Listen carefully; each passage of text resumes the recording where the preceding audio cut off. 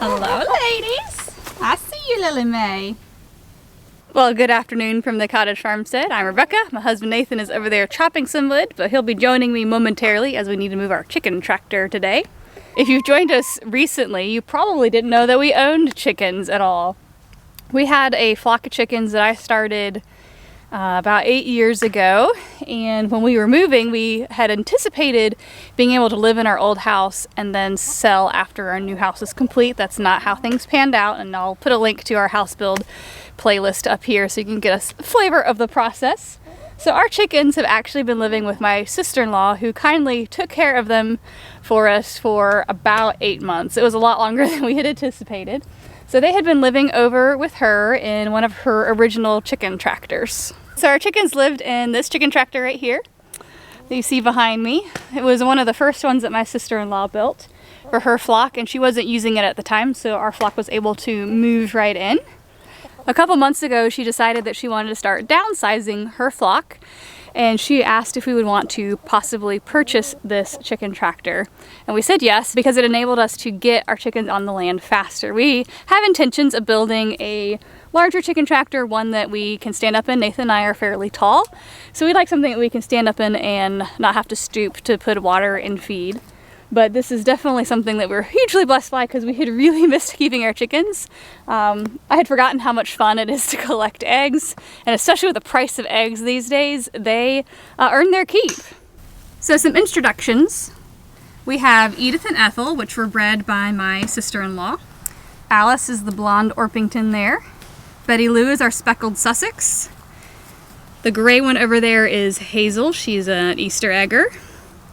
Then in the back there is our skittish Dee Dee. She was one that was hatched out by Elsie, who is in the back. She is one of our older ladies, and she is a olive egger. And the one preening herself there is Lily Mae. She's our talker, and she actually crows, which is kind of funny, but she's essentially the rooster of the flock. She keeps the peace.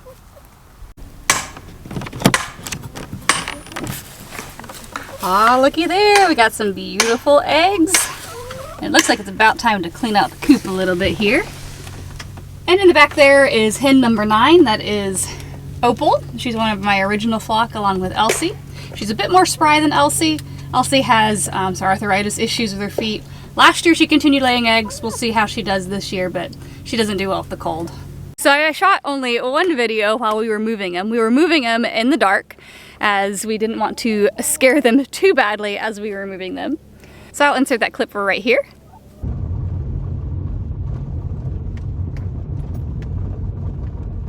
So as you can see, there's not a whole lot to see in the dark. We borrowed my brother-in-law's truck and my dad's trailer, and we had some extra helping hands get us it up onto the trailer and off of the trailer and onto the grass. It took a little bit to get it on, but once we got it on there, we had a good system for getting it off. But it was a lot heavier than we were anticipating. Surprisingly, we thought our hens would be pretty startled and jostled and maybe not lay eggs for us for a little bit. But it turns out they slept through the entire trip. We had no peep out of them. I opened up the coop after we moved them, and they were like, "Hey, what's up?" So as you can see in the background, we do have the poultry netting that we unraveled in a video a couple weeks ago. But we have some old batteries, and only one of them is getting a charge enough to shock the fence, and it's not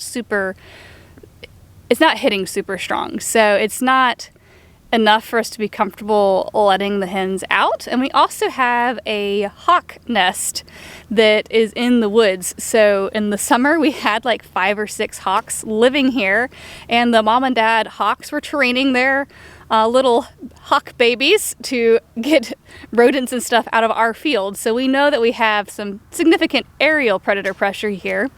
And we don't have a rooster, we don't have a goose, we don't have anything that's going to keep those aerial predators at bay. So we're keeping them for now inside of the chicken tractor until we can devise something a little bit better for them to be able to free range a little bit more. So call in my help on over and we're going to get this chicken tractor moved.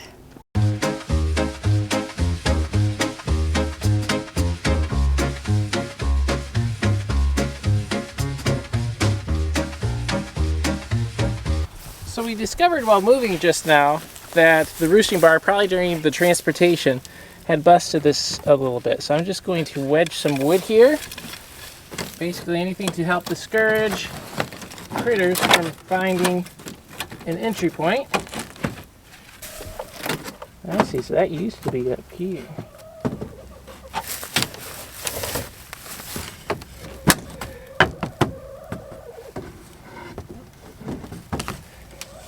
Roosting bar is back in place. Actually put it up behind here.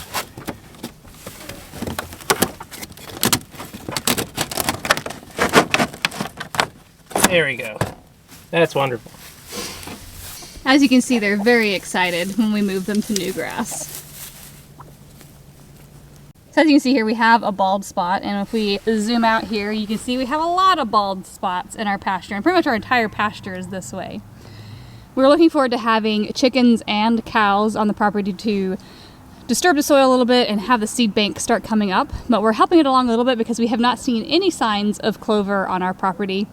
So we are helping that along by seeding behind our chickens. Well, I hope you enjoyed a reintroduction to our flock of chickens. We're very thrilled to have them here, and we're looking forward to seeing how they improve the pasture for us and adding to our flock later this year.